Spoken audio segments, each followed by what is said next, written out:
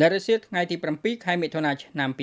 2025អាយដាមអបនាយករដ្ឋមន្ត្រីប្រាក់សុខុនរដ្ឋមន្ត្រីការបរទេសនិងសហប្រតិបត្តិការអន្តរជាតិបានដឹកនាំគណៈប្រតិភូអញ្ជើញទៅទីក្រុងនីសប្រទេសបារាំងដើម្បីត្រៀមរៀបចំនិងចូលរួមអមសម្ដេចមហាបវរធិបតីហ៊ុនម៉ាណែតនាយករដ្ឋមន្ត្រីនៃព្រះរាជាណាចក្រកម្ពុជាក្នុងសន្និសីទអង្គការសហប្រជាជាតិស្តីពីមហាសមុទ្រលើកទី3ដែលនឹងប្រព្រឹត្តទៅពីថ្ងៃទី9ដល់ថ្ងៃទី11ខែមិថុនាឆ្នាំ2025ក្រោមប្រធានបទការពន្លឿនសកម្មភាពនិងការគៀងគរគ្រប់តួអង្គដើម្បីរក្សានិងប្រើប្រាស់មហាសមុទ្រប្រកបដោយចីរភាពសម្ដេចធិបតីនឹងធ្វើសេចក្តីថ្លែងការណ៍ជាតិនៅក្នុងកិច្ចពិភាក្សាទូទៅដោយគូបញ្ជាក់ពីចក្ខុវិស័យការបដិញ្ញាចិត្តនិងគំនិតផ្ដួចផ្ដើមរបស់កម្ពុជាពាក់ព័ន្ធអភិបាលកិច្ចមហាសមុទ្រភាពធន់នឹងអាកាសធាតុនិងការអភិវឌ្ឍប្រកបដោយចីរភាពការចូលរួមរបស់កម្ពុជាបញ្ជាក់ពីការយកចិត្តទុកដាក់យ៉ាងមុតមាំ